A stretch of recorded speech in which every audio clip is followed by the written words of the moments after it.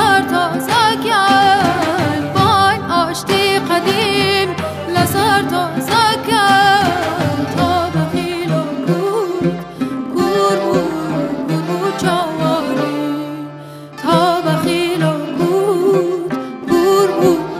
بود جوانی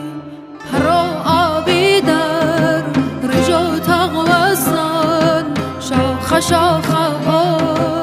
اولیه سرکانی پرو آبی در